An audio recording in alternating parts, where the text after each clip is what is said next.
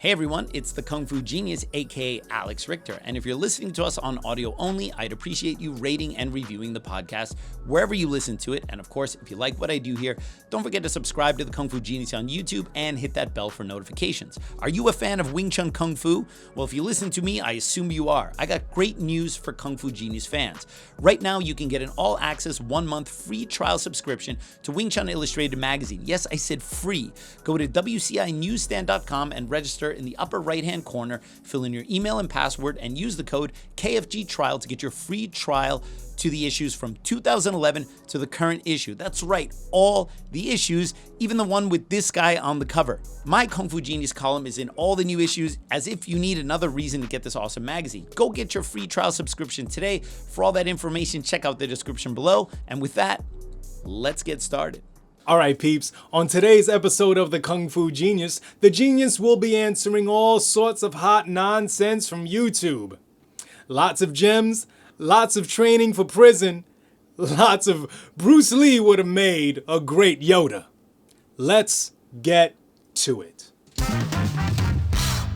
He is unstoppable, unbeatable, unbelievable. He's Alex Richter, the Kung Fu Genius. And every day, I practice martial arts. Watch out! Word is, I'm a Kung Fu genius. Practiced all day like a genius. Yo, Dre, how you doing, man? Oh, nilly. That's what's up. So here we are again. We got another Ask the Genius Anything episode. We just did the Ted Thomas talk last time, and surprisingly, we did that entire conversation in one episode. For real? Yeah, I was a little upset. I thought we'd at least milk 4 episodes of that. You know, when you're a content provider and your content is all 50 years old, you tend to go, how can we squeeze this over the course of multiple episodes, right? Milk was dry. That's right. That was powdered milk. And so anyway, but we do have another one that we'll be doing, which is the Alex Ben Block one. We'll do that one next. That one is a little bit longer than the Ted Thomas one, if I recall. So hopefully, the famous Be Water one, right? No, that's the Pierre Burton one. That was the TV one. The TV. We should do that too. Yeah. No, the Alex Ben Block one is another audio one, like the Dan Lee one and the Ted Thomas one. So one thing I did a little bit of research on Ted Thomas.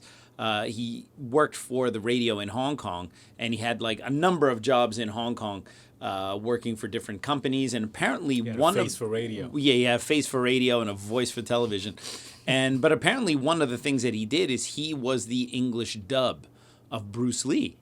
So that guy who interviewed Bruce Lee, apparently he did the English version of. I read it somewhere really quick, so I have to follow up a little bit on that. So I think that's kind of interesting. Really cool. You know, for all my Bruce Lee trivia and knowledge, there are a couple areas of Bruce Lee where I'm really very ignorant on, and that is on the English dubbed versions of his films, because I watched those in the 80s because that's all you had.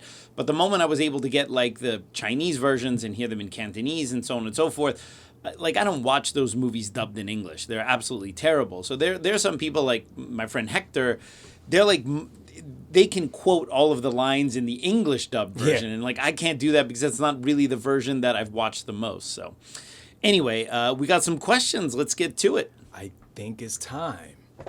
All right, so first we got Mod, KF Martial Arts. All right. Hello, Seafood, loving the podcast. I've got 2 questions. Awesome. What is your best advice for someone who's trying to start a martial arts school? And to Dre, or whoever is taking his place, That's weird. It's because it's always you. We've never had anyone take your place. Okay. What got you into Wing Chun, and how did you find City Wing Chun? Oh, I like this. Wow, that's uninteresting. Allow me to take that. Which Dre should we get to answer that question? The first thing is you got to find something that really speaks to you, right? And a lot of people think that it's a kind of straightforward, logical choice in terms of, you pick style XYZ because it's got these characteristics. But usually the reason why people pick a martial arts school is because they come in and they like it. There's something about the vibe of the school, obviously the style. It has to be something that they can see themselves doing, right? If you're someone that likes to grab and grapple and you like the gi, you're going to feel comfortable in like a jiu-jitsu school. And if you like Chinese martial arts or you like striking, you're going to be, more comfortable in a kung fu school. And if you like kickboxing, that's your thing, right? So, really the reason why people choose a martial arts school is a lot more emotional than intellectual, right? So, I'm of the opinion that if you find something that really speaks to you and you really like it, well, you should really go all in. I mean, you should really try to learn as much as you can. You should study as much as you can. And, ask your teacher, what are the resources and things that you should look at? Because one of the issues we have is like, we'll have brand new students join and they don't know this Wing Chun from that Wing Chun. And then they're starting to learn and they like it. And then what do? They go on YouTube and teach themselves the Chum Kyu before they're ready for Chum Kyu. But they don't even realize that the Chum Kyu that they're learning on YouTube is maybe another version and maybe it doesn't quite fit with the way we teach it. And there's a reason why they're not learning the Chum Kyu yet in our school. They're not ready, right? So you sometimes have people who are like kind of jumping ahead and they don't know. And so I would the advice I would give people who are starting a martial arts school is don't be that person in whatever martial art you're doing. Take it as it comes. Yeah. All right, cool. And then the second question is for you, right? Ooh. So how did you find out about when you had done some martial arts before you came here, right? I way back in the day, I was of course, watching kung fu flicks as a kid, right? Right. But I never, had that opportunity, to do anything back when I was a kid. When I was a young adult, I remember I had a friend. I was really into computers at the time, but my computer sucked ass. All right. It was That's why you still don't know how to use Google Drive. It was a Dell computer, right? And I remember this Dell would always break down. My friend, shout out to Alberto, he would say, "Yo, bro, you gotta get a Mac, bro." He would always tell me to get a Mac. Uh-huh. And then I remember one time I mentioned martial arts to him. Yeah. "Yo, bro, you gotta do Wing Chun, bro. You gotta, that's the art Bruce Lee did, bro." And that was his thing. He would always tell me this. And eventually I got a Mac. Uh-huh. And I was like, this dude knows his shit. Uh-huh. Eventually, right, of course, back in the day, I tried Aikido. Uh-huh. What's back in the day? We're talking 80s or 90s or what?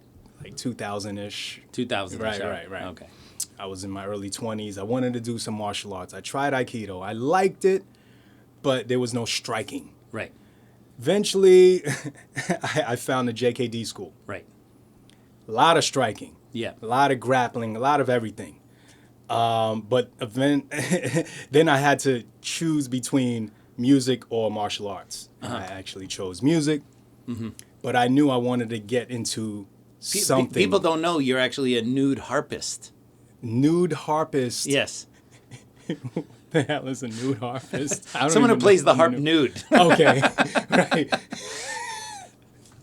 People don't know that. You have an extensive background. I didn't know The funny thing is they also don't use their hands. Right. I didn't know there was a term for what I did. They don't use their hands. Oh my God. I didn't know there was a term for it. Yes. But he did it, but he didn't know. I knew that after I made that dumb decision to stop doing martial arts, I wanted to get back in. I'm working at a hotel, and at the time, I was just randomly looking at my phone. I go on Facebook. One of my friends liked the school. Uh-huh. He doesn't practice any martial arts, but he liked the school. Beautiful. Right? And I'm like, man, at this time, I'm thinking about getting back in for a couple years. And I look at the school that he likes. I'm like, wow, okay, where is it? I press the little, where's the address? And the two little pins drop right next to each other, meaning said the school was right next to me. And I'm like, how is the school right next? Like, and then I find out it's around the corner. Uh-huh. Were you working at a hotel over here, right? Yes, right on a couple blocks away. Got it. I come in and my CJ Nicole is at the door. There you go. And that was it. was it. That's all I needed. Yeah, beautiful. She welcomed me with open arms. She was super hospitable, and the vibe was really dope. Yeah. Got my intro lesson with my CJ. Yeah. And I was the rest is history. I was like, nah. Beautiful. That's a great story, man. Yeah, but she did it for me. Yeah, definitely. Yeah, Cool, yeah. cool, Not cool. you, but she did. Whatever. I wonder if the only reason You were still a picture on the wall. I was still a at that picture on the time. wall. I was a hypothetical. Yeah, yeah. Yeah, if I did there. your intro, you wouldn't have been signed up that night. I'd be like, I don't know about this dude here. I don't know about Sketchy this dude. dude. This guy's kind of sketch. Sketch Nicole, City. Nicole is a lot less discerning than I am. She's a sweetheart. Yeah, But she killed me. I'm killed sure. me. I'm Yeah. sure. But she showed me some shit. Yeah. Yeah. Awesome. All right, so next up, we got C.T. Leffler. Since Wing Chun is, according to legend, a practical distillation of Shaolin martial arts, can techniques from traditional Shaolin martial arts be easily mixed with Wing Chun to augment it? Or is Wing Chun a self-contained style that already has what it needs from the old arts? That's a good question. I feel I answered something similar to this on our last AMA, the one that we did before the Ted Thomas one, which was about like mixing the animal styles. Remember, we talked about that a little bit, right? Similar, but Yeah. So I mean, Still well, like that this is question. that's both a complicated question and also a simple. I mean, I could give a simple answer and be like, well, you can mix anything you want. I mean, it's up to the individual, right? If you have the right understanding of martial arts and the background and the physical conditions to do certain movements and the know-how, I mean, mix all. The question I always. So what I always kind of want to know, I wish I could answer or ask a few questions to the people asking me these questions. It's like, are you saying, does it function, or are you somehow asking permission from our Wing Chun ancestors, like, is this okay, does this make sense, or whatever? And I mean, for me, in a modern day and age where the prevalent martial art right now is literally called mixed martial arts. yeah. This idea that you have to be super hyper orthodox to your style makes sense if that is your selling point. You want to teach a super traditional lineage of whatever style, let's say Wing Chun, and you're going to do it in that museum piece kind of way, like you are passing on the same museum piece your Sifu gave you.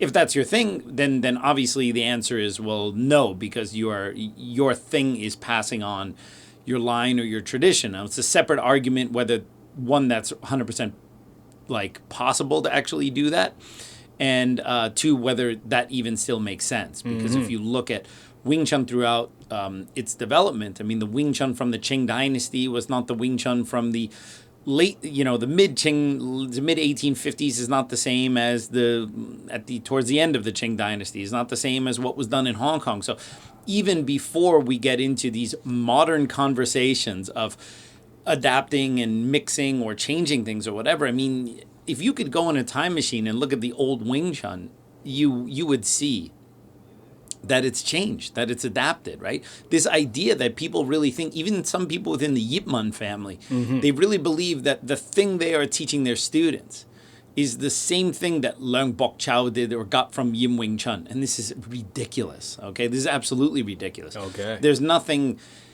that we can actually see in terms of the development of the various lineages that would even indicate that that's even possible in any style. I doubt very highly the Choi Lei Fut of any current lineage holder is the same as the Choi Lei Fut of the 1940s. Everything evolves. Everything evolves, everything changes. The question is, do things evolve and change simply because you mix stuff or because you develop them? And so people always talk about mixing stuff. I mean, that seems like a very simple way of looking at it, right? You're going to improve Wing Chun by, in the middle of chain punching, you're going to do a windmill punch from Choi Lei Fut in the middle of that. Like, that's adding a technique from another style. That's a traditional martial arts technique. But does that actually fit with the idea of what you're trying to do in that moment, right? It could, but the simple bolting on of techniques doesn't mean that you have anything cohesive. Like you would try to build a car using parts from all different types of vehicles. You know, you have a chassis from a truck, but the wheels are from a go-kart, and the engine is from a Yugo, and you have a ski rack from a Subaru on it, right? Yeah. Yes, these are all things that can be bolted together theoretically, but is the result a car that actually functions or one that you would even want to drive, right? So I think that we should look to developing the martial arts, and I think that we need to stop thinking about mixing things, because even if you look at mixed martial arts, you have wrestling and submissions from jiu-jitsu, and you have both boxing and Muay Thai. Mixed martial arts is also about how well you put those things together. So that means that the takedowns that are done in mixed martial arts, they are contextual to the striking, because it's not a pure grappling art where you're just doing takedowns.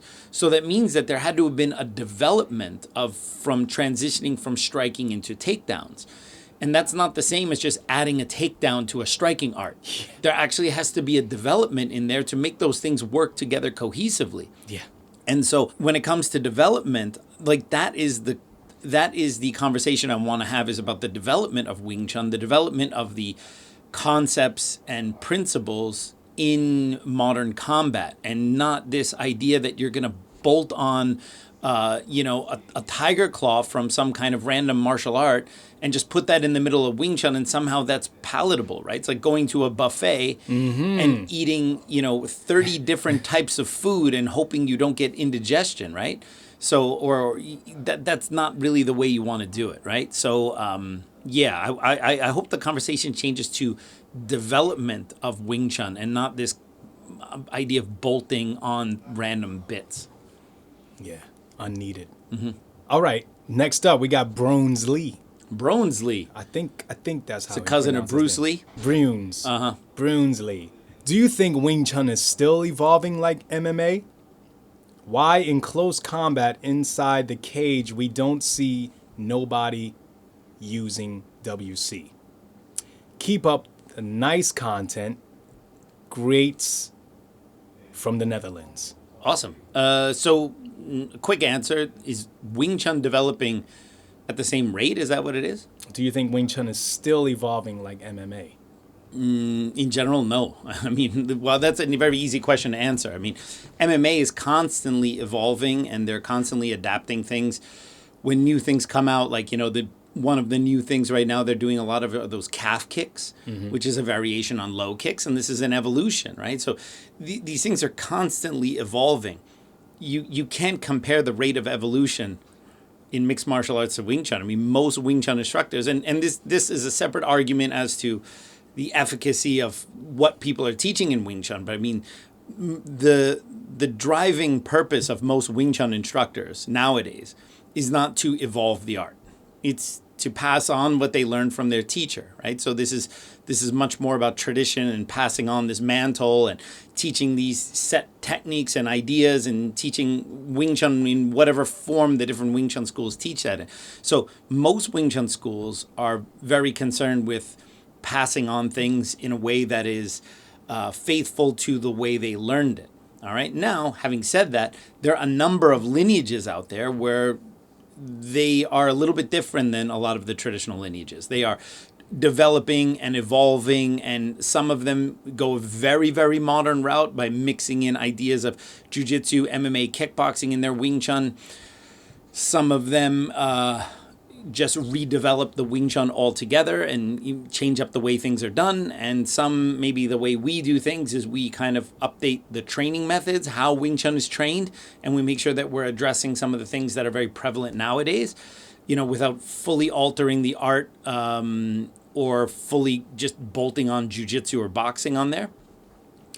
And so you have a bit of a spectrum within the lineages of Wing Chun that are modernizing or developing or adapting. But outside of that category, most of the other Wing Chun schools, that's the least of their concerns. I mean, hey, if you're accused of teaching the Tan Sao 5% different than your seafood, this is like heresy in most Wing Chun schools, right? So I would say that while there's a certain pocket or segment of the Wing Chun world that evolves and adapts, a big part of the Wing Chun and traditional Kung Fu world in general is very much opposed to that, because that's the antithesis of what they're trying to do. They're trying to prove that they're the most loyal and most authentic to their teacher or their lineage, right? So, yeah. But he also asks, why in close combat inside the cage we don't see nobody using Wing Chun? Well, I would tend to disagree with that for a couple reasons. To be fair, most mixed martial arts practitioners don't come from a traditional martial arts background. So a lot of the things that traditional martial arts have, not just Wing Chun, but other traditional styles, are off the radar for a lot of mixed martial artists, right? So it's not like that there's an equal opportunity or an equal dispersion of Wing Chun schools to karate or MMA or jiu-jitsu. Okay. So it's not like, when you listen to people who did martial arts when they were young, it's like, oh yeah, I did karate or I did judo or something like that, right? Even nowadays, with mixed martial arts and all this stuff, most people when they were, I did taekwondo when I was a kid, I did karate when I was a kid, right? You very rarely hear, oh, I did Wing Chun when I was a kid. Right. It's very, very rare, right? If you hear something where I did Hong Kong when I was a kid or something like that, right? So you have to be mindful of not getting in this trap of thinking like there's an equal dispersion of all the martial arts out there, and in the marketplace of ideas, the average person is just as likely to come across Wing Chun as they are boxing or jiu-jitsu, right? So you have to be mindful of like even Wing Chun in this country. I mean, like the number of Wing Chun, like actual brick and mortar Wing Chun schools, not even just now, but even in the 80s, was a lot less than karate, taekwondo, and so on and so forth, right? So it's one not as spread as the other martial arts, right? And you could say, well, maybe that's because they weren't as successful in the other, in fighting contests. And I would disagree with that for another reason. The traditional Chinese martial arts sifus normally tended to teach in a very small kind of way. They didn't go like the Japanese or the Koreans and create big professional schools. The Chinese were always, it's always about lineage and teaching one or two people and then passing it on. And if you teach a group class, then you're watering it down. And then look at like all the big karate schools like Kyokushin who are teaching big classes, and those guys are bangers, or big kickboxing classes or big judo classes, right? It was only the Kung Fu people that were so afraid of watering it down by teaching more people that they basically allowed their martial arts to languish and disappear for the greater part, while the other martial arts were actually developing. And so a lot of that is the fault of the Chinese sifus, keeping things too secretive and not allowing these things to develop them. Things don't develop in secrecy, they rot. And so, of course, you have some exceptions for that, some better Wing Chun sifus or more prominent Wing Chun sifus. But still, I mean, where would the average MMA person, where would they see a Wing Chun technique? They're not going to watch a Yip Man movie and go, I'm going to try that. They're not going to do that without instruction. Right. All right. So you have to be mindful not to ask a question about why doesn't something exist that doesn't have the chance to exist. Okay. Having said that, I actually see a lot of things in MMA that are very, very similar to Wing Chun, right? And not just talking about the stuff that Anderson Silva or some other people do. When you see, because part of the problem is what people think Wing Chun is, all right? They think it's chain punching, a straight kick to the knee or to the leg, and things like Pak Sao and Lap Sao, all right? And then maybe some simultaneous movements. And they have such a stripped down idea of what Wing Chun is that if they don't see a Bong Sao, they're like, this guy's not doing Wing Chun. Right. All right. And it's part of the problem is having an extremely limited view and limited exposure to all the things that Wing Chun has. Like in the wooden dummy, we have the neck pulling hand. So I'll see single neck pulling hand tied in with lifting punches or uppercuts or elbows. And we do this stuff all the time. Well, they also have it in Thai boxing. So that guy probably got it from Thai boxing, right? But we also have that in Wing Chun, right? So then is that a technique that's effective or not? Well, if they're using it, I would tend to think it's effective, right? You also see, now that oblique kick, right? It was a huge controversy just a few weeks ago with Khalil Roundtree, an MMA fighter. I think he's a middleweight, maybe a light heavyweight. I don't remember. And he used that lead leg side kick to the dude's knee and just the dude buckled, and that was the end of it. And now they're talking about making this kick illegal. This kick is right out of the Wing Chun playbook. Yeah. I mean, the side kick to the knee, you have that in Wing Chun. You have that in Bruce Lee's Jeet Kune Do. I mean, Bruce Lee was all about that lead leg side kick to the knee, right? Yeah. And so it's literally one of the techniques that people are talking about should be banned Okay, so I don't understand. Like, yeah, maybe he's not using Wing Chun. Like, he didn't learn that from Wing Chun. It's now become an MMA technique. John Jones uses the front leg side kick and uses the rear leg front kick with the toe out. Those are things that we teach in our clinch work and in our long distance kicking training here in Wing Chun. So I mean, like, the guy's not saying it's Wing Chun, but I literally see Wing Chun there all the time. I've seen a video of two girls fighting in the bathroom. And one girl is mopping the floor up with this other girl. I'm sorry, this sounds like a very, very specialist video. No, but it was he didn't see it online. Fight. This is on his his phone. This is a school fight, right? Oh my God! Two girls. One girl is just murdering this other girl, and everything she does is straight out the Wing Chun playbook. Right. And I'm just like, this is perfect Wing Chun. Yeah. And also, just this past weekend, we had that train wreck of the Triller boxing match, right? So you had Anderson Silva versus Tito Ortiz, who came out and was looking... Tito was looking slow, man. I think that fight lasted 75 seconds. And Anderson just kind of rope-a-doped him, and then boom, and the fight was over, right? And Tito had talked some shit about Bruce Lee and Wing Chun in the pre-fight. And Anderson said in the pre-fight, Wing Chun and Bruce Lee saved me in the ring many times, right? And saved me in the cage many times. No, that was before the fight. Okay, gotcha. And then they had the fight, and after he starches, it was actually the first and only time that Tito's been out cold in a fight. Oh. Because he's lost before, but never he was out. He was out. And Anderson said, I dedicate this fight, or I want to do this fight for Wing Chun and for Bruce Lee. Okay. And so, and definitely saw, I in the past said, well, I didn't really think everything Anderson was doing, because sometimes Anderson would do these kind of hand jive things, right? Which for me that's maybe a little bit more of the Filipino martial arts stuff he did when he was training with some of Danny Santo's guys. And I would see him do stuff that looked like Wing Chun, but I never make the assumption like, oh, this is Wing Chun just because it looks like it, right? Because you always have to be careful not to get into confirmation bias, right? Now, if it turns out that those things he said, no, I specifically saw this in Wing Chun and then did it, I'm okay with being wrong on that, right? But my thing is you also have to not go to the other end and just because someone hit someone with a vertical fist, you go, oh, look, that guy learned it from Wing Chun. Other martial arts use the vertical fist as well. And when you're in the melee of a real fight, you could also just throw a punch and it just happens to be a vertical fist, not by any great design, right? So, but humans are pattern-seeking primates, and people are going to constantly look for these things and be like, see, it's obviously Wing Chun. And I would love for it to be Wing Chun, and if it is, I'm great, but I'm not going to say that just because you see a vertical fist that it is Wing Chun necessarily, right? But, like we've talked about before, certain things work. Different people come up with similar things because we're dealing with the question of violence. So it doesn't have to be labeled as Wing Chun. I'm not looking at it as like, oh, he did a Pak Sao, all right? I'm looking at it as like he's doing a hand control in the check and a simultaneous strike. That idea is something we do in Wing Chun, whether they're calling it a Pak Sao or not, right? Usman, when he knocked out Jorge Masvidal, basically did a Pak Sao and a cross, right? So you see those ideas right there. So it's what we do in Wing Chun. All right. Cool. Dope. Next question. Samara. Nice episode. Question.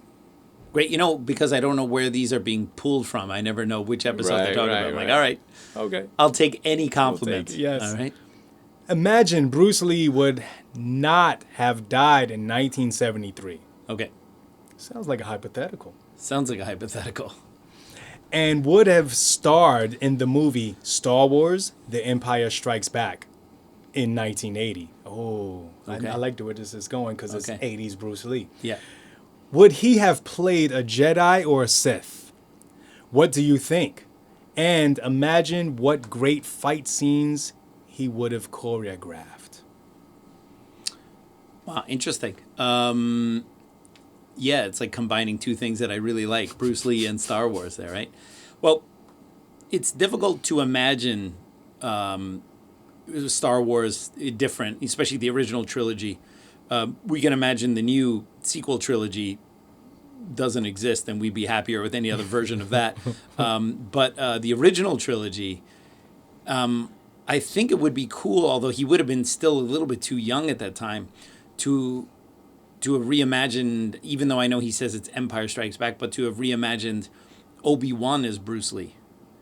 Because I think, like, you know, you have to have the young, like, kind of starry-eyed hero, right? So you have to, like, Luke has to be someone, because he starts out kind of whiny and starry-eyed, and then he develops into Bruce already by 77 would have been... He's too macho to be like the Luke Skywalker guy, right?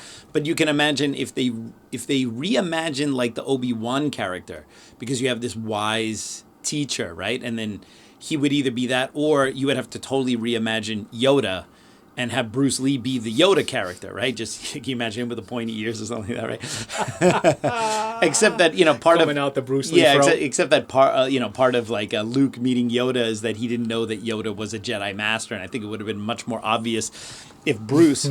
How about this for a concept? Why not reimagine him as Darth Vader? Why does he have to be the good guy?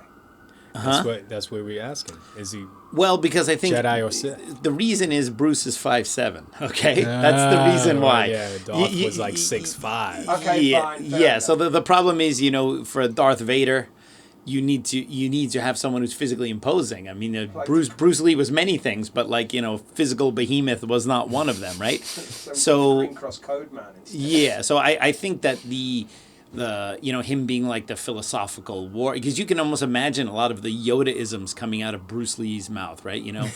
You know, there's no try, there's only do, right? You know, like you can imagine him saying those things and being that character.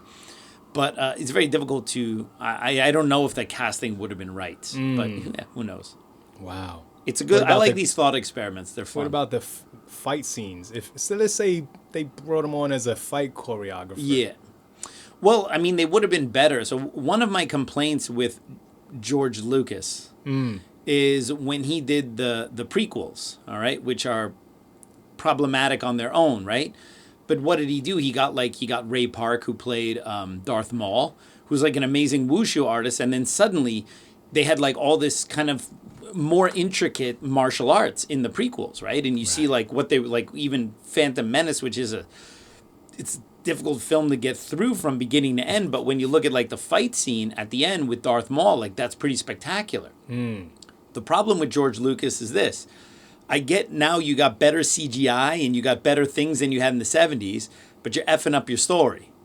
Because if they're fighting like this in the pre-story, then explain the like Darth Vader and Obi-Wan in New Hope basically swinging like my dad using a broom at home, okay?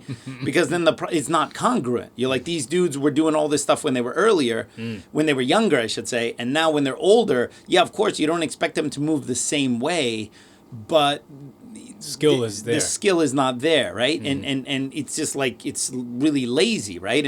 And in all three of the movies, you don't have really super good saber fighting. All right. But that was never the point of the original Star Wars, because it was the storytelling that won everyone over, right? It wasn't like the CGI and all the stuff that Lucas thought was going to make the prequels great. No, dude, it's the story, stupid, right?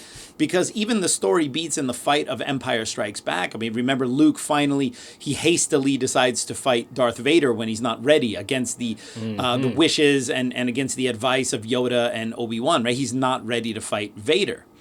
And when he starts fighting Vader, what does Vader do at first? He fights him with one arm. Yeah. Right? Because he's like not in his league. Right? And then you see like he's basically toying with him the whole time.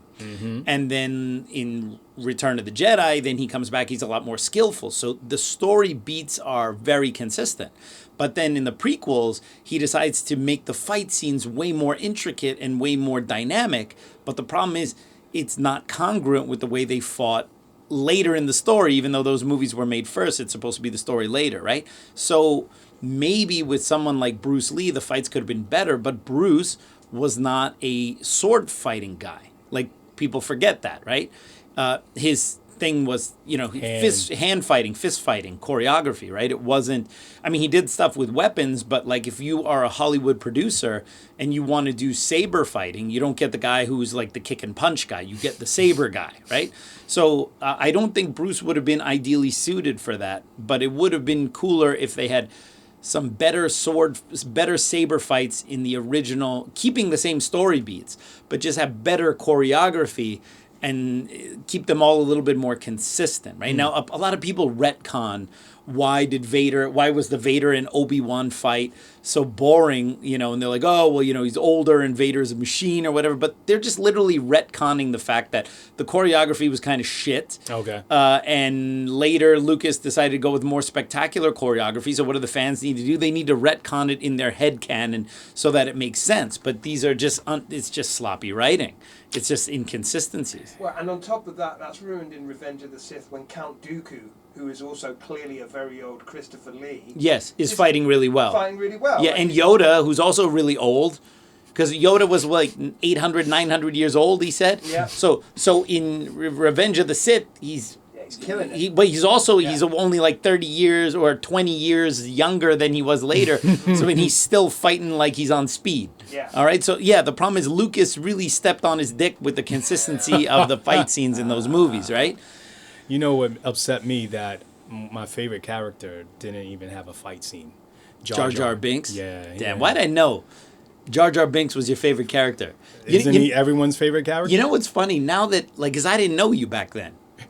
But I can imagine when people went to go see Phantom Menace when it came out, he was the only dude laughing at like all the Jar Jar Binks one-liners. Like he'd be like, ha! And everyone's just like... And he's tapping the In the guy theater? next to him, just going, no, but seriously, Dude, right? seriously, In the this Jar Jar... theater? Yo, this Jar Jar Binks guy's going to be a hit. That's my guy, That's Jar your Jar right there, Jar Jar. Yeah. Jar. Piece of crazy. God. All right, next question. All right. Thank you, Samara. All right. Next up, we got Dre Ison. And he... huffing and puffing. Only thing I can say is, unlike the last episode where we had Dre Ison, at least he's not asleep this time. The last Dre Ison question, I go over, I look at him to get his reaction, and he's just like... He was down for the count. Yeah, he was out. I don't think he had a coffee that day. No, right? he didn't have a coffee that day. None of us had a coffee that day. All right. So, anyway, Dre Ison, hypothetical. He always asks hypotheticals. Does he? Yeah. I didn't even notice that. Yeah. Does he? I Yeah. didn't even notice I that. know. I didn't even notice know. that. I didn't even notice that. And the Oscar goes to your headphones. Well, let's just hear him out, all right? Let's just say you're training down in your new crib in Orlando, Okay. and all of a sudden, someone outside your garage beeping their car horn, all frantic, being annoying. Okay. I don't know, whatever the car horn sounds like. What did car horns sound like in his mind? After about a minute or so of this disruption, you head outside to see a souped up DeLorean with Doc and Marty McFly inside.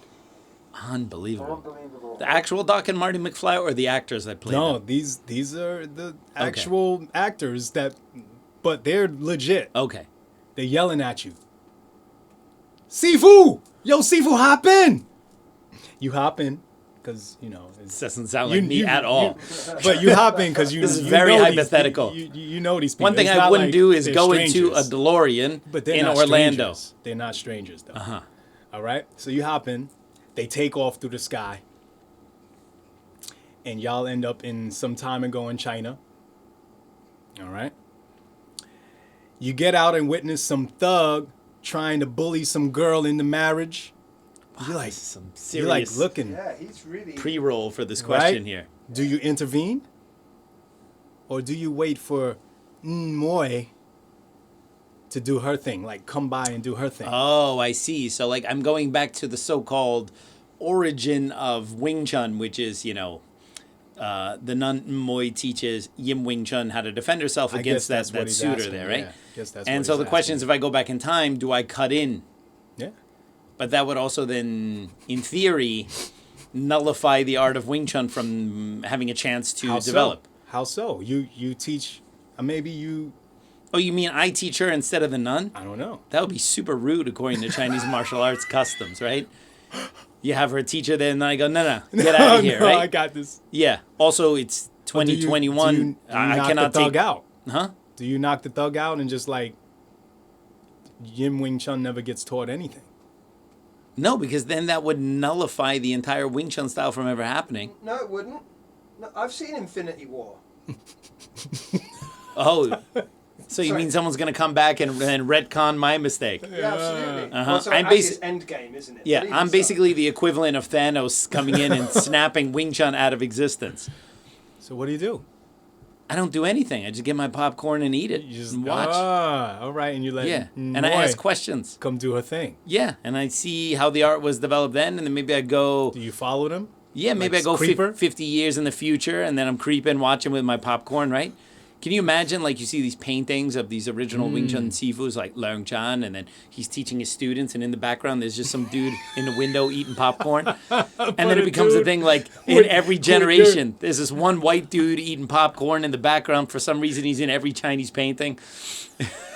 And then I come and I go, all right, now I come back to my podcast. Uh-huh. And now I know everything about the real history of Chinese martial arts because I was there. Ooh. And then I'm like, all right, that would be an interesting podcast. That would be dope. Yeah, absolutely. That would be dope. Yeah, Like when I asked you about that shirt. Yo, that's a nice shirt. right. That Muhammad Ali shirt. Yes. He's like, yeah, I know. I know. I was there. That's my famous line. Man, I love these Dre Ison questions. You This would, guy wouldn't is you? really, really good, man. Full of yourself. What? Huh? No, sorry. Sorry, that was one of those indoor How? thoughts How that... so? No, that's one of those indoor thoughts. I Oh, didn't mean that's to crept verbalize out? it. Yeah. All right, next up we got Christian Creasy. All right. A regular frequenter of the podcast. Yes, sir. Yes. All right, very great episode, Sifu. Not sure which episode, but I'll take whatever I can get. Dre, you are doing an amazing job. Thank you. Boom, boom. Mikey, can you double check that he actually wrote that in the question? That sounds like Dre might have added that in himself. Hey, no, let's just check the date of it. I think Yeah. it's like maybe it came after KFG 32. Yeah, no kidding. Yeah, could be, You know what I could be. mean? Right. Yeah, when the Dre's Better version was there. Yeah. Anyway, my question is, what are your thoughts on WT instructors and students doing too much Chi Sao? That's a big problem in Wing Chun, right? And I discussed this on the last AMA when we had that internal martial arts question, right? And I wrote about this. Oh, here's like a random plug. The latest issue of Wing Chun Illustrated magazine. I have a column, and the article is. It's funny. Like now, I'm going to tell you the title, but I might even not remember my own title. It's like, are you training for a Chi Sao death match? Yeah. And so the idea is that, and yeah, there's even your stupid photo in there. I think know. it made it in there, right? Stupid And photo. so- Get in there. Well, it's all right because Editor. you're next to me, right? Editor was high. So anyway, basically I said, like, look, you cannot become proficient in Wing Chun without training Chi Sao, right? Chi Sao is the heart and soul of Wing Chun. It allows us to activate a lot of these ideas from the forms and make them come alive, right? And it is also an organic vessel from which you can really activate the things in the traditional form and be able to apply them in some kind of context, right? But it's not the only thing we have. Because if you only train Chi Sao, well, then you're neglecting learning to deal with strikes coming at you at distance, which is very important. It's like the same way people like to say, well, people like to talk shit about ground fighting. Like, yeah, well, 90% of, street fights end up on the ground and, but 100% of them start standing up and blah, blah, blah, blah. And it's like, well, to a certain degree, you could say, like, you can get into that Chi Sao clinch range very quickly, but 100% of the fights are not going to start there. Okay? It just makes me think of that time. Sorry. We have guy. He went to some bathroom fight. He got Suckered in? Yeah. Into some like, hey man, challenge me. Let's go to the bathroom and fight. And the guy literally is like, gets on the ground. Oh yeah, and yeah. Like, come on, on let's his back. fight. On Yeah. his back. And Sar's looking at him like, yo, what is this shit? What are you done? He just kicks him in the face. That's actually in The Simpsons when they do that scene. Yes, in The yes. Simpsons. It's like, oh yeah, come lay on me on the ground and I will beat you with my superior BJJ skills. Right. It's okay, no. Bang. Yeah, and so to a certain degree, only practicing Chi Sao is kind of the equivalent of going like, all right, I'm ready to fight. Let's get started. And you start in that highly contextualized position rather than looking at Chi Sao as a training method which has a lot of value and teaches a lot of benefits that are very important for Wing Chun people to learn, but it's not the only thing we have. I mean, if you are not learning how to deal with punches and kicks coming at you at distance, or someone trying to, grab you and take you to the floor, or someone not touching your hands and trying to punch you, but trying to grab you and then punch you and move your arms and take your back, put you in headlocks, put you in things that are outside of what we do in Wing Chun. If you're not practicing against that, then, you start to run into the same problem, right? It's just that it's not up to me to tell people what they're supposed to practice, right? So, because for a lot of people who practice Wing Chun martial arts, it's just an enjoyable hobby, right? So if you enjoy your Wing Chun practice and, you like to go and do your form and hit the wall bag and do your Chi Sao and do some light exchanges, and that's like your thing, I'm not trying to shit on that, all right? But when you have Wing Chun people who then tend to get a little bit more vocal about how good they are at fighting or what they can do in fighting, and their training looks the same as the person who just comes and plays their forms and does some Chi Sao and does it as a hobby. But the guy who's very lippy about how good he is as a fighter is basically doing the same breakdown of training as the hobbyist. I go, well, no, all right? If you want to have a mouth about how good you are as a fighter, one, I wouldn't recommend that because there's always someone better than you. But two, then your overall training should look a little bit different, right? You should have time for sparring that doesn't start from contact, all right? And you should also do some type of sparring where the person you're fighting against is not using Wing Chun, all right? Is coming at you with non-Wing Chun attacks and grappling and non-Wing Chun kicks and non-Wing Chun ideas and coming at you in a very non-linear way. Then, okay, you can start to, in my opinion, what you say might have a little bit more weight, right? But certainly most Wing Chun schools, in my opinion, do too much Chi Sao. But again, that's only if you're judging the combat efficacy of what they're teaching, right? It's totally fine for Wing Chun sifus to teach in a very traditional way and do mostly Chi Sao, and their students are maybe not that concerned with fighting. Average person that doesn't have the need to fight because of their occupation, or they don't live in a dodgy neighborhood, or they don't get into fights because they're not an idiot.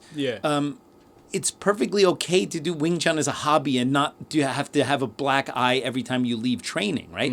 So it's not for me to tell people that if they don't enjoy the art of Wing Chun in a way that is congruent with the better fighters in Wing Chun, then they're not doing it. I mean, that's also not my point at all. You can enjoy, life is short. You do the thing you like and do it the way you want to do it, right? But if you want to have a conversation about combat efficacy, then we need to then talk about other things. Okay. Hey, Kung Fu Genius listeners, if you're a Wing Chun practitioner, especially from the WT or Learning Ting line, and want to get really personalized immersion training with me, you can now apply to do an immersion course with me here in NYC, or if you like the sun, in my Florida home near Orlando. These courses are for instructors or anyone who's serious about learning the art in detail and working hard. I teach in program blocks like Siunam Tao, Chamkyu, Buji, Wooden Dummy, and those include the Chi Sao theory, fighting applications, and training methods as well. If you're really serious about learning Wing Chun, check out the link in the description below to find out about applying for a spot. For those of you who are not quite ready to do full private immersion training, you can also apply for a spot at either our winter or summer intensive training camps. We have a few spots available for non-city Wing Chun students, so apply today. A link for those options are in the description below. And now back to me. Next up, Robert Santiago. Please provide a review of the film Shang-Chi and the Legend of the Ten Rings, and critique the martial arts practice in the film. I enjoyed the film and especially loved that the first strike thrown by the hero in the city bus scene was a Chung Kyun. Was a vertical fist, yeah. Okay. Yes. I haven't seen the movie. You've seen it?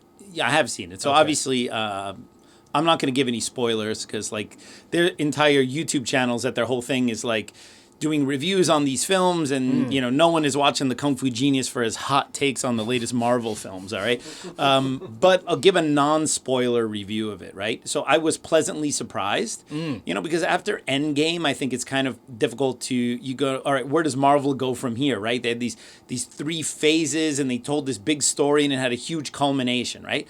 So now they're in, I believe, what's called Phase 4. Phase 4. Right? So they got to introduce new characters and new storylines, and they're going to have to build up another type of Endgame type thing. So now we're kind of at the back of the beginning again, right? So there's a little bit of superhero fatigue, I think, and Marvel fatigue, because it's just been so many of these films and TV series and things like that. I'm looking forward to She-Hulk, by the way. Yeah, I heard it's going to be a little more lighthearted, right? Uh-huh. So I Shang-Chi, the original Shang-Chi was based on Bruce Lee. He came out through because of the Kung Fu craze. Like Stan Lee basically created this character with the idea of Bruce Lee in mind, right? Okay. And master of Kung Fu and all of that.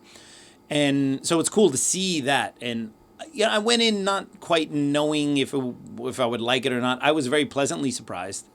The fight scenes are pretty good. I mean, in general, like Marvel, these are big budget movies, so the fight scenes are, for that type of fighting, they do a really, really good job, right? Generally, Marvel films are not martial art movies, right? But obviously you have elements of martial arts in there. But Shang-Chi is much more of a martial arts-based superhero. So the late Brad Allen, right? So Brad Allen, who was the first and maybe only Westerner to be in the Jackie Chan stunt team, who famously fought Jackie Chan in the movie Gorgeous, and that amazing. Okay. They have like 2 fight scenes in there. They're amazing.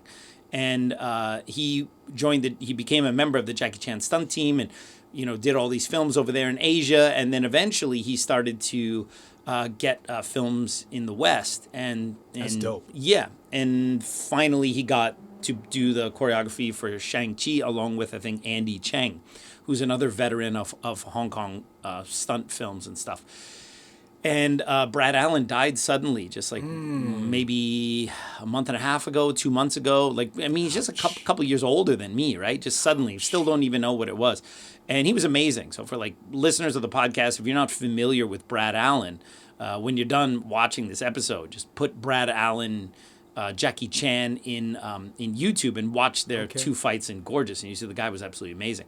So he this has that Hong Kong element in it. It has that Hong Kong feel to it. The first real fight scene, which is the one you see in the trailer, is the scene on the bus, and it's really fantastic. I mean, obviously, there's a lot of CGI and there's a lot of that kind of stuff going on, which is par for the course in the new style. You're not going to see 80s Hong Kong style action anymore, where they're really jumping through windows and stuff. But no, it was quite good. I thought it was really well done. I thought that Simu Liu, who's the actor who plays Shang-Chi, I thought he did a really great job, and I was pleasantly surprised. And it's got all these veterans of Hong Kong cinema in the movie, right? So you have obviously Tony Leung, who plays his father, and Tony Leung played the Grandmaster and played Yip Man in the Grandmaster, and then you have Michelle Yeoh.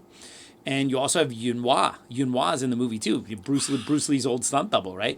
So you see, and you'll see in the background, you'll see a lot of these kind of older cats in there, which is really fantastic. So if you haven't seen Shang-Chi, I would definitely recommend it. There is also a documentary that just came out recently. I believe it was produced by Chin Siu Ho on Hong Kong stuntmen. Ooh, and I think I heard you mention this the other yeah, day. I heard about it, and Sifu David Peterson gave me the opportunity to watch it, and then so I just watched it this morning, and it was amazing because you really see, they interview all these old stuntmen, like people who are in the Sammo Hung stunt team, Jackie Chan stunt team. I think the Chinese title is Long Fu Mo Si, which is like a tiger and dragon, stuntman kind of like Mo Si. Mo is martial, Si is same like Sifu Si, right? Yeah. So it's amazing. They talk about the evolution and with Bruce Lee, and what's amazing is at this point I've met so many Hong Kong stuntmen. A lot of people that I met, Siu Hao, Chang Wing Han, Li Fai, they're in there, right? So it's like, wow, I've met this person, and it's really good, really well done. Okay. So I can highly recommend that. Yeah, if you want a little bit of the old school in your life. Where can I find this? You probably have to look for it online. Where can we find it? Yeah, I'm sure there's some of the bigger companies are like out there can stream it maybe, but Yeah. it's brand new. You might have to purchase it somewhere. I don't know. All right. I like it. All right, next up we got Philip Jakimovsky. I heard that Bruce used to do Selim Tao with his body under tension. What's your opinion on this? Should we do Selim Tao relaxed or under tension? Thank you. That's a good question.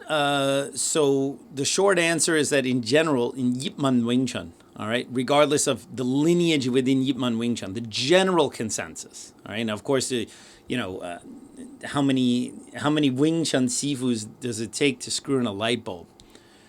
All right, about 100. All right, 1 to do it and 99 to say that's not the way sifu showed it. All right, and so of course you're going to have people disagree on these things, even within the narrow band of the Yip Man lineage, right? Yeah. But in general, all right, this is a very general statement. Most of the students of Yip Man or the lineages that teach some variation of Yip Man Wing Chun, generally the consensus is that the Sunam Tao form should be done in a relaxed way, all right? Of course, you'll always find outliers, but in general, you will find the consensus seems to be that the Sunam Tao form should be practiced in a relaxed way, all right? Because that is part of what the form is supposed to help you do. It's supposed to help you abandon your own power, right? And, if you're tensing your body and you're tensing your arms and someone grabs onto you and pulls you, you're going to fall forward because your arm, when you're tensing, it becomes one unit. So you're like a handle. You can be jostled around a lot more easily than if your arms are pliable and you can adapt according to how you're being pushed or pulled.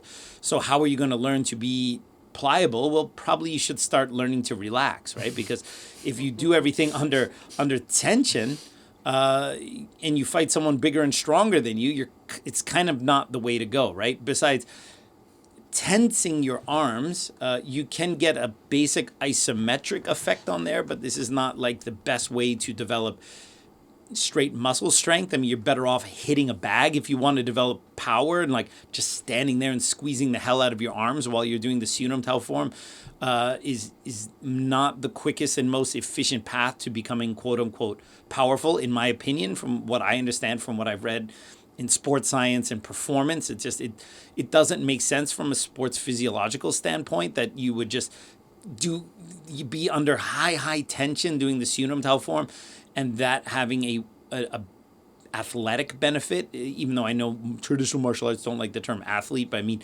athletic meaning benefit your overall performance. So I also heard about Bruce Lee performing the form under tension, but in the 2 videos we have of Bruce Lee performing the Sunam Tao form, there's one where he's wearing like a button-up shirt, which is, I think, shot the same day where he did that Chi Sao with Taki.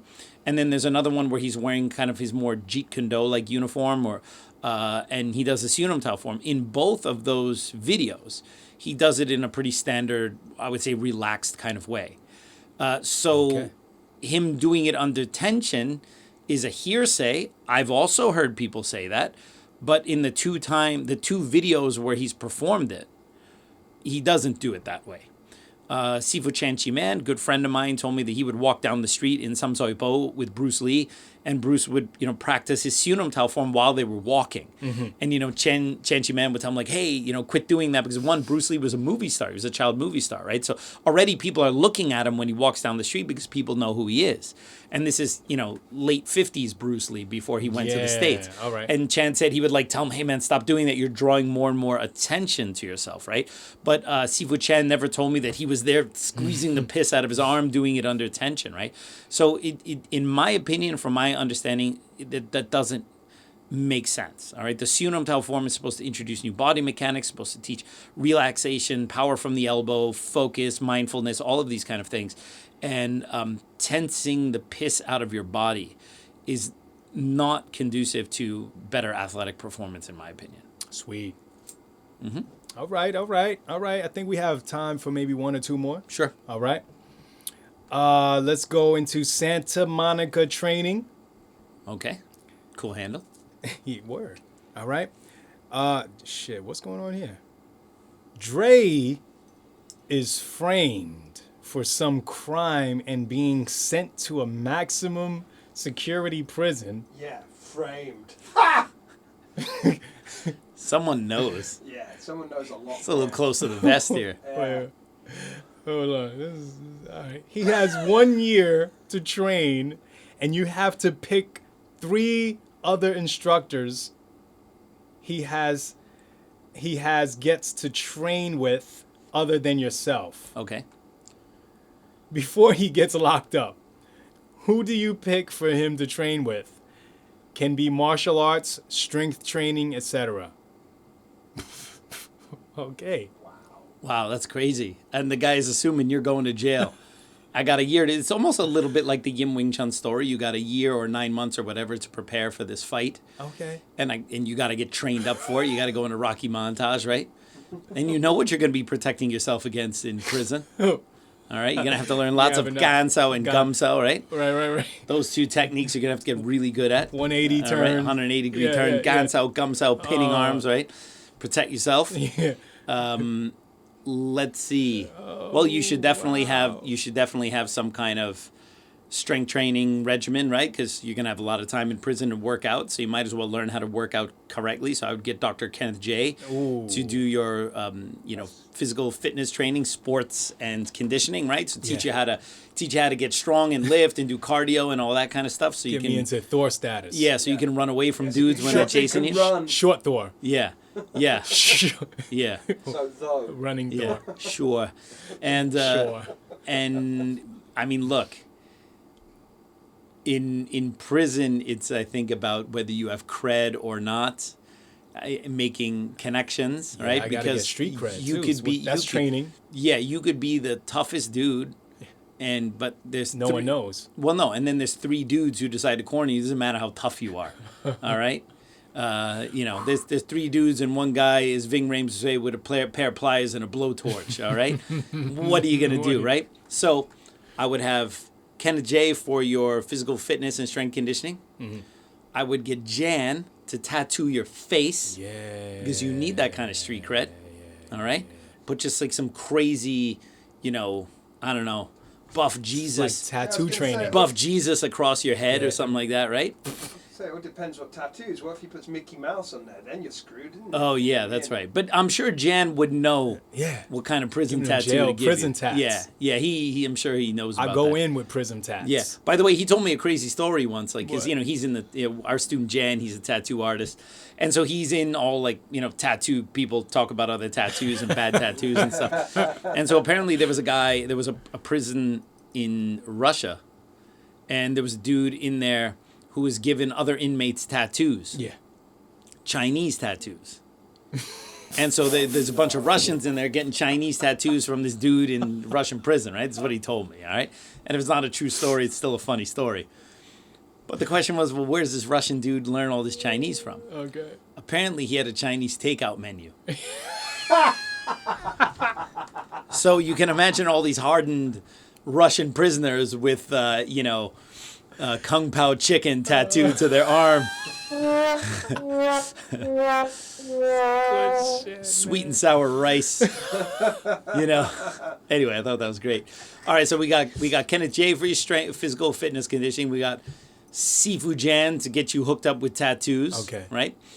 And then for it can't be me, I'll probably just have you train with Nicole. And there you go. That's your dream team. Dream team. To keep Dre protected. My CJ. Right. Sign me up. Yeah, for going to prison. Yeah. For selling counterfeit Macs. That's the crime? That's the crime right there, yeah. Federal. Yes. Yeah, stop selling bad raincoats. My goodness, man. My goodness. My goodness. I think we got time for one more, right? Definitely. All right, admit. What does a typical week of training look like for you? Obviously, Wing Chun. You also look like you lift weights. You lift weights, bro. Yeah, bro. I remember you mentioning BJJ. So interested in how you do it all. The structure, the intensity. Also your nutrition protocol. Hope you pick up this request. Thank you. Wow, that's a great question. That question is probably like a whole episode by itself. Well, Right. now, I mean, my training schedule is a little bit lighter than it was because I've as I mentioned a number of times, about 4 months ago, I got rotator cuff shoulder surgery. So I just started really training, like going back to the gym upstairs, basically last week. Like I really just like now starting to lift the light weights and moving around more. And so I'm not like my normal totally jacked bro self, right? Because, in the opening of the Kung Fu Genius, I have that, that photo, right? Like that. And that was maybe about 5 months before I had shoulder surgery. So that's kind of what I was looking like up to the day of my shoulder surgery. And then for 4 months, I can't do anything. And when it doesn't matter how built you are or how many muscles you have, the moment you don't train for 4 months, your body is like, you don't need any of this. Yes, you're just losing all of that stuff very quickly, right? But because you had it already, it also comes back much faster. Yeah. All right, so after, about a week and a half training again, I look and it's like, it comes back a lot quick. If you had it, it'll come back a lot quicker. That's the nice thing, because you have that. That's actually what they really mean by muscle memory. Muscle memory is often conflated with having something to do with coordination. But muscle memory is actually like you've had these muscles and they go away and you can get them back. And so because you the tissue is able to grow to that size. So, but let's say kind of right before my shoulder surgery, what my regular schedule was, okay? So usually the strength training, I try to keep it down to about 3 times a week, because I don't want to have to be doing that all the time, because my primary focus is martial arts. Yeah. I'm not a lifter, I'm not a bodybuilder, and I'm not a fitness bro. For me, fitness has to serve 2 functions. One, it has to make me more physically capable of doing the things that I want to do. All right. And that is not just martial arts. So, but it's everything I do in my fitness routine has to make me better at my martial arts, better at Wing Chun, but also better, like, I don't want to be like, with my kids, I don't want to be some dude who can't squat down and pick them up. Right.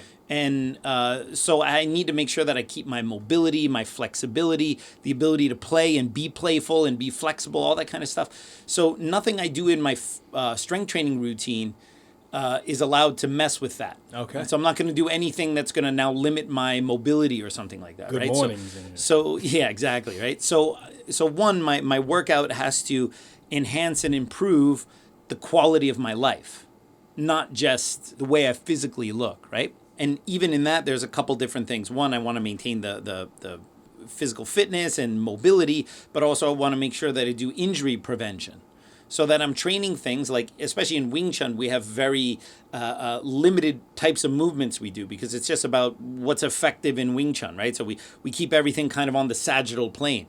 So I make sure I do a lot of like horizontal stuff, and I make sure that I break these different planes of motion, so that I'm also training my body in planes of motion that are not trained in Wing Chun, so that I have a more well-rounded, not just physique, but like my physical fitness is more well-rounded. Because some Wing Chun people are really strong in all the directions they do Wing Chun, but unbelievably weak in any other direction. And in that direction that you're weak in, that's where you get injured. So I make sure that my physical fitness allows for that. And also, certainly there's a component of you want to look good, you want to feel good, right? We do abs training in martial arts and core training because we want to have a strong core for getting punched. But who doesn't want to do abs training to have good looking abs, right? Okay. So to say that there's no physical vanity going on when you're training that kind of stuff, for me, that's not true. No, it's part of it, right? Yeah. It's not the number one reason. I want to make sure that it helps and enhances my Wing Chun and keeps me healthy and keeps me fit. I'm all about the vanity. Yeah, but for anyone to say that has nothing to do with it, I think for some people maybe, but most people do. You have abs because you want to have abs, right? So anyway, I try not to do like strength training, like let's say lifting, more than 3 times a week. I basically follow Greg Doucette's, Coach Greg from YouTube. Coach Deuce. Yeah, he has kind of like a couple plans, And one of them is like the full split. That's a little bit more for bodybuilders. Like you have a leg day and then an upper body day, then you take a break, then you have another leg day and an upper body day, and that's all your strength training that week. And then he has got an alternate one where you do full body, but you do that 3 times a week. But the full body splits are like you have more pushing stuff on one day, more pulling stuff on the other day. So even though you're doing the whole body, it's still balanced. I prefer that because even according to John Little, Bruce Lee liked to do full body stuff rather than splitting it. And I think, as a martial artist, you want to save time. But every once in a while, I'll change it up. I'll go from the 3-day split, like full body split, and then I'll do the 4-day one where I do legs on one day, upper on another day, take a break, legs, and then upper. Mm-hmm. And I'll do that just because after, let's say, about 6 to 8 weeks, your body gets kind of used to what you're doing. So I just like to switch it up a little bit to give my body a little bit of novelty, right? So I'll do the 3-day split for like 2 months. Yeah, they say you got to trick your body. Too. Yeah, but most people trick their body too early. You gotta stay with it for a little while. And then I'll do like that full body split thing for like a couple weeks. And then within the workout, I'll add a little bit of variety. But basically my strength training is 3 to 4 times a week. Usually it's 3 times a week. And cardio I do every day. So at home I have like an Airdyne bike, the one where you use the hands. That one is a lot more beneficial in my opinion than just using the bike. I don't like to run because running just ruins your joints. And why do I want to put extra miles and ruin my joints when I'm doing martial arts, right? You don't want to have messed up. All my students who run all the time, they're always the ones that have the most jacked up everything. My feet, my knees, my hips. I'm like, you're literally putting miles on the body, the striking surfaces every time you go like this, right? I feel personally attacked. Oh, wait, sorry, I forgot. Actually, I totally forgot Mikey runs. Mikey's a runner. It sounded like I'm just being a dick. Hey, when the truth is, I'm just thinking about Alan. Oh, yeah, that's great. No, I feel like Sorry, running Mikey. is like you just in a car and you're just bouncing up and up. Yeah. Only if you Road. don't know how to do it. Yeah. But with the Airdyne bike, you can go really, really hard because you also engage the upper body, so you got more overall body engagement. Never tried the Airdyne. And it's really great because you're not just using your legs, you can use your arms, which means you're spreading the load, which means you can go a little harder for training your heart. Whereas opposed to if you just have something where you're only using your legs can get tired a little bit more fast because they're the only things that are working. So that means you cannot go longer training your heart. But if you're doing something like rowing where you're using the whole body, or you're doing the Airdyne bike, because it's both things, you're kind of spreading that load there, which is a little easier on your body, but allows you to go harder and longer. So you're training your heart, which is the whole point of cardio. I mean, we train cardio to burn calories and lose fat, but we really train cardio because the most important muscle is your heart. And so you want to make sure that you train it regularly. So 5 days a week, I do 30 minutes on the bike.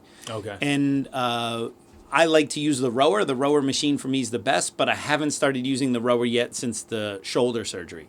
So when I start to feel that my shoulder can deal with this plane of motion, then I will go back to using the rower again. But until then, I use the Airdyne bike. I do 30 minutes a day, and I vary it. On days in between my strength training, let's say I do strength training 3 times a week. On the 2 days in between, I usually go lighter. I'll do 30 minutes, like a little more granny style, right? But on the days where I do my strength training, I'll go a little bit harder, but not so hard that I'm going to mess up my strength training. All right, but I don't go crazy ballistic on the bike, and I usually switch it up a little bit. Some days I go easier, some days I go a little harder. I have a little game where I watch I'll watch a UFC fight. Okay. Which is I'll watch a championship UFC fight. This is actually really fun if you have an Airdyne bike. So I have my Airdyne bike, and I put on YouTube or something, I'll put a full UFC championship fight, which is 5 5-minute rounds. And then so I usually bike for 30 minutes. So you have 5 5-minute rounds, it's 25 minutes, but you got the minute breaks in between. So basically it's 30 minutes. So then I'll look for a fight that goes the distance. The distance, yeah. All right. And then so what I'll do is I'll play it, and then I'll kind of warm up. And then when the fight starts, for those 5 minutes that the round is going on, I keep a pretty high cadence. I push, push, push, push. And then when the fighters are throwing combinations, lots of combinations, I'll go even faster. Ooh. And then when they're done, I go back to normal push. And every time there's a major exchange, I'll do like 5 really hard strokes, ba ba ba ba ba ba, and then go back to normal. And then so if there's a lot of striking, I'm doing that like almost the whole thing, right? And then the round is done, and then I don't stop. I just go really granny for 1 minute. Okay. And then the round starts again, and I go there. So basically, I try to like imitate. I mean, look, it's not the same as being in the cage. Don't make any mistake. But what I do is punches in a way. But what I do is I try to mimic the inconsistent cadence of a fight, because it's not just like staying the same level. So I'll do it, but I don't do that all the time, because that's pretty intense. You can do 30 minutes easy, or you can do 30 minutes hard. So when I decide to do that like UFC championship fight, like biking, that's like on the day where I'm like, all right, today I'm going hard, because I'm gonna really push it. So that's a lot of fun. I like doing stuff like that. So basically, I have 3 days a week, either full body split, and 5 days a week cardio. Sometimes I'll do the 4-day split if I feel like doing it. Heavy bag training. I hit the heavy bag once a week. All right, and the reason I don't hit it more is because I'm not a competitive fighter. I don't need to hit the bag 3-4 times a week. I'm not a kickboxer, but I do like to hit it on Friday. And then I have a workout. I have this whole bag death workout, which is 25 minutes. It's pretty exhausting, but I love it. And what's nice about hitting the bag, like having a very tough heavy bag routine once a week, is you can see the improvement, because it's a week of strength training, a week of cardio, and then so I'm kind of fresh because I'm not hitting the bag every day. So Friday I'll hit the bag and I can feel like, wow, I felt I had good power and I didn't get tired. And other weeks I'll do it and I'm like, man, I was really lagging. And I can use that as a litmus test to see, what did I train this week? Did I sleep poorly? Whatever. So I like doing that once a week, because it's a little bit of a litmus test in terms of like, where's my overall performance right now? Whereas if you did it every day, you'd be a little more worn down. It would be a little more difficult to gauge that, right? I hit the wall bag though 3 times a week. But what my wall bag training is maybe 1,000 punches, 10 sets of 100. And it's not ballistic. It's like concentrated practice, and I'll do some kicking. Every day I do the forms. Every day I do our Wing Chun warm-up. And of course, most days I'm training and teaching with my students. So it's difficult to quantify the amount of training time I get, but it's pretty regular. And then when I have a chance to train with Magno, I'll train with Magno. And also with Sifu Craig here, one of my assistants. We train regularly together as well. So it's a lot of training, you know, and it changes week to week. My strength and cardio is the most consistent, and my heavy bag training and wall bag training and general Wing Chun training is consistent. And usually 1 day a week I'll focus more on the dummy, 1 day a week I'll focus more on Buji, 1 day a week I'll focus more on the pole or the knives. So I kind of like, because we have 6 forms in Wing Chun. Yeah. And I basically train about 6. Yeah, and basically train about 6 days a week. So I usually give 1 form each day. So like I'll do like more Chamkyu on Tuesday and more Buji on Wednesday, and like so that I have some time to really practice it in detail. But it's different every week, which is why it's kind of fun, because I write my schedule Sunday night. I look at the week, I look at my teaching schedule, I look what I have going on, and then I schedule in the time for me to work out.